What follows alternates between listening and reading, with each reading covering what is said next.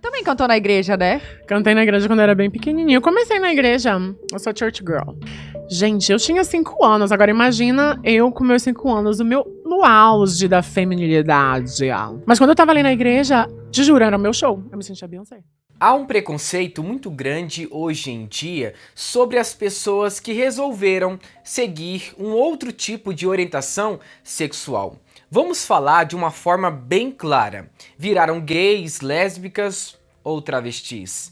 E quando alguém chega na igreja com esse tipo de escolha, as pessoas que estão ali ficam surpreendidas com aquele tipo de pessoa entrando na igreja. E fica aquela pergunta: o que vamos fazer?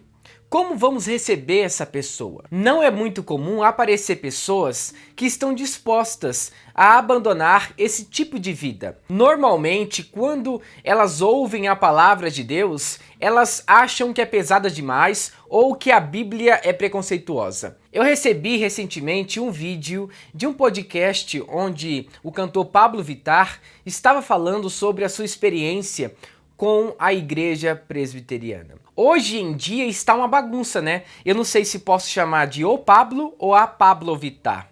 Tá uma bagunça. Mas nesse vídeo, ele conta a sua experiência quando cantava no louvor da igreja presbiteriana. Vamos assistir um trecho do vídeo onde o Pablo Vittar fala sobre a sua experiência na igreja onde ele frequentava. Preste atenção naquilo que ele vai falar, tá bom? Vamos assistir. Você também cantou na igreja, né? Cantei na igreja quando eu era bem pequenininho. Eu comecei na igreja.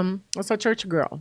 Caraca, Church muita gente girl. começou na igreja, né? Mas Cara, sabe por quê? Tipo, na igreja é um lugar, pelo menos na que eu ia, que não te reprime. Pelo menos na que eu ia numa igreja presbiteriana do interior do Pará. Gente, eu tinha 5 anos. Agora imagina eu com meus 5 anos, no auge da feminilidade. Com 5 anos. No auge da viadagem. E na igreja eu era uma pessoa super querida, todo mundo me respeitava, minha mãe me levava. E eu comecei a cantar na igreja. E naquela hora ali era uma hora que, tipo, Senhor, eu sou uma pessoa cristã, eu tenho a minha religião.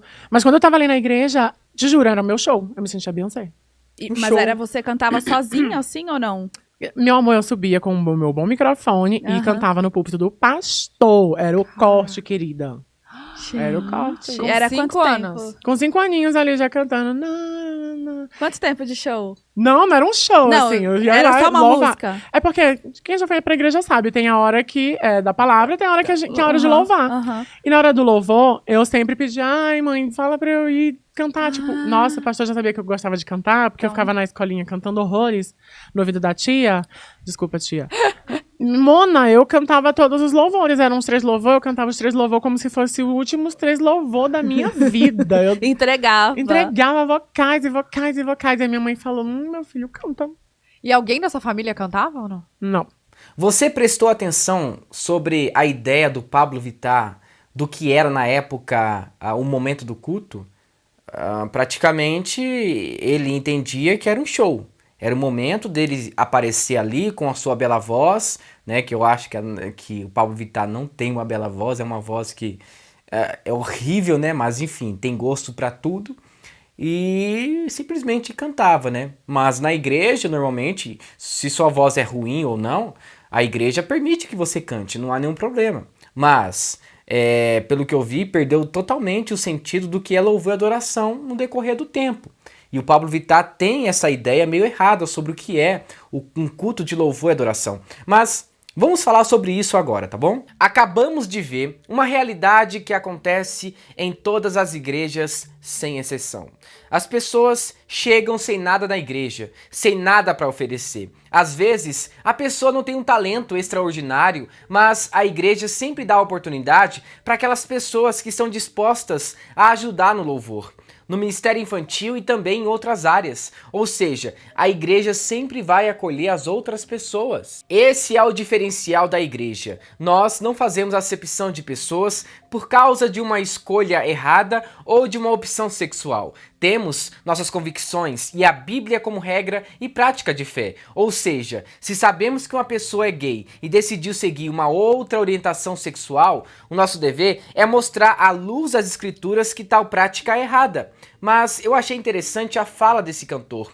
Ele disse que se sentia uma Beyoncé no momento do culto. E ele não falou nada de errado. Essa é a realidade em que vivemos. Estamos perdendo a essência da adoração e deixando o nosso talento se tornar o nosso próprio Deus. Estamos idolatrando a nossa própria voz. E sabe o que acontece quando perdemos o significado do culto e damos mais valor ao nosso talento e voz? Desviamos e vamos para o mundo, ter sucesso e mais visibilidade. É isso que acontece. Agora, imagina só, você canta em uma igreja local, bem pequenina, com 20 membros. Você acha mesmo que o sucesso vai bater na sua porta? É claro que não. Ele disse que com 5 anos já tinha esse jeito feminino de ser. E entre nós, né? Tem pessoas que frequentam a igreja por muitos anos e até nasceram na igreja. E essas pessoas às vezes dão sinais de que vão seguir por um outro caminho se tratando de sexualidade. Não vamos ser hipócritas aqui. Às vezes, identificamos que existem pessoas que têm a tendência de seguir esse caminho, ou seja, virar gay ou lésbica. E não falamos nada com medo de julgar ou falar algo que não devia. E na verdade, devemos agir a si mesmo. Não vamos abordar uma pessoa na igreja e dizer que ela tem uma tendência em se tornar homossexual ou lésbica. Isso é errado. Mas, no decorrer dos anos e as conversas do dia a dia, nós vamos conseguir identificar. Por isso é necessário estar preparado para receber essa notícia e saber tratar com respeito e empatia. Esse será um momento delicado que nem todos estão preparados para lidar. É muito fácil apontar o dedo e dizer que tal pessoa está em pecado por se tornar gay. Entretanto, o mais difícil é aceitar essas pessoas e considerá-las como pessoas que são amadas por Deus. Mas, entenda, o glamour de cantar em grandes igrejas para algumas pessoas talentosas se tornou mais um momento de se esbanjar com uma bela voz, sem se preocupar com aquilo que é mais importante: adorar a Deus em espírito e em verdade. Muitas pessoas tiveram sua primeira experiência na igreja, pois a igreja dá oportunidade para aqueles que querem louvar a Deus. E você já percebeu que um grande número de cantores do meio secular antes cantavam na igreja? Foi o que aconteceu com o Pablo Vittar, Katy Perry e outros artistas por aí. O Pablo Vittar abandonou a igreja. E pelo que eu vi, não havia preconceito da igreja presbiteriana. Eu sou presbiteriano e nós não temos o costume de fazer isso.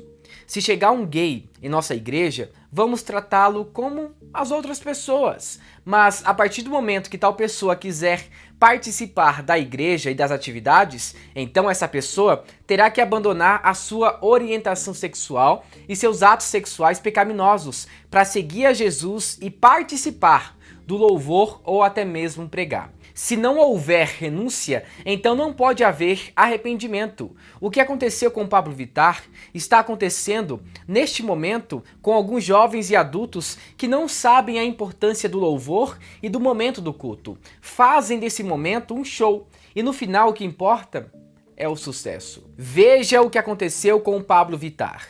Cantava na igreja e sempre ia na igreja.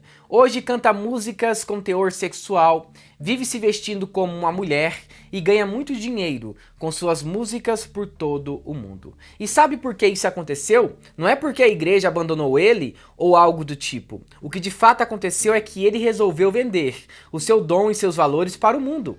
E esse é o destino de alguns jovens e adultos que estão frequentando algumas igrejas por aí. Deixa eu falar algo importante. Por que algumas igrejas evangélicas não falam sobre sexualidade? Qual a dificuldade em falar sobre esse assunto? Nós falamos sobre cosmovisão cristã, a história da igreja, a importância da pregação, a importância de dar um bom testemunho, mas não falamos sobre sexualidade. Gente, tem pessoas que estão há anos na igreja e não conseguem responder por que é pecado ser homossexual. Tem pessoas que não sabem a diferença entre um shampoo e um condicionador. Tem crente que apanha por aí teologicamente por não estudar ou por não ter aprendido na igreja os conceitos básicos sobre sexualidade segundo a Bíblia. Precisamos falar sobre sexualidade na igreja. Precisamos falar sobre a importância do culto e do momento de adoração. Chega de ficar rodando para lá e para cá e ficar entregando profetadas sobre a compra de uma casa, um carro. Tem coisas mais importantes do que isso. As crianças estão aprendendo nas escolas essas coisas sobre sexualidade e todo mundo está achando normal. Como que pode uma criança com 5 ou 6 anos de idade decidir o que quer para a vida, se quer ser homem ou mulher? E as escolas estão ensinando isso. O que aconteceu com o Pablo Vittar vai acontecer com muitas crianças, jovens e adolescentes. E não tem como evitar isso. Nem todos que nasceram na igreja ou frequentaram durante muitos anos serão fiéis a Cristo e às doutrinas bíblicas. Mas precisamos ter paciência e saber lidar com essa situação.